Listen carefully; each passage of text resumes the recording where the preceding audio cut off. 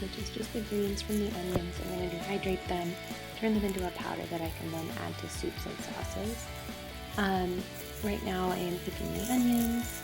Onions are ready to be picked when they are kind of flopping over. Some of these onions are too small to be used for cooking, so I'll probably replant them after I harvest the greens. So I gathered all my onions, I got set up a little workstation outside, and I'm just going to use some scissors to remove the greens from the bulbs.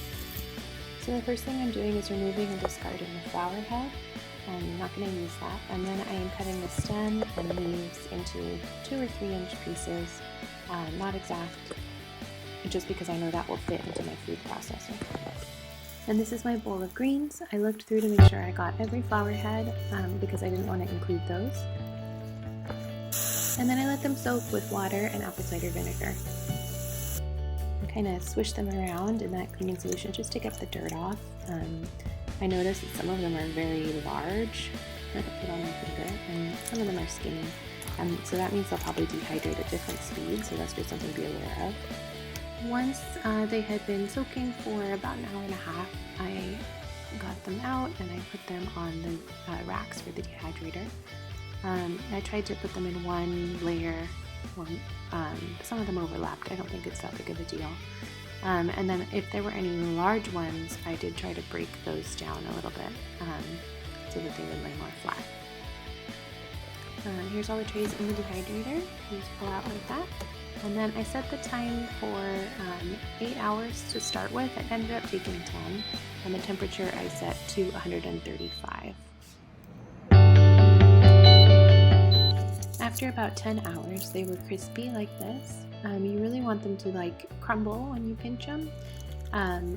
Some of them are kind of soft still, maybe more like raffia, and that's not going to turn into as great of a powder. So just something to be aware of.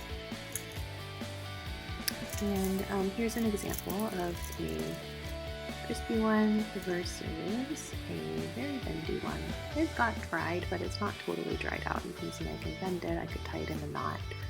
It's not going to blend very well, so I just removed that one. But this one is perfect. It's time to food process. So I just turned on the food processor. It only has one setting on, so it's on. It's just getting them into a more of a fine consistency. It's not a powder yet. It would definitely be a texture you could feel in a soup or a broth, but I have a plan. So typically I don't like using 2 machines to get one job done. It's just more to wash, but the food processor helped get them to small enough size that I could put them into my spice grinder. So that's what I'm doing here. I'm just going to put a little bit at a time, and this will grind them up into a much finer powder. One thing to note is that the food processor and the spice grinder are not going to grind up the wet ones. So that's what you see me showing here. The wet ones, or the ones that were more like raffia, just kind of stay whole in those. And so it's another opportunity to remove those extra wet pieces of leaf or stem. Okay, and then once this is done, you can see it's made a nicer dust. So I'm going to do that with all of the rest of it, get it into this much more fine powder. I love the color. And then I will put it in a jar to put it with a silica gel.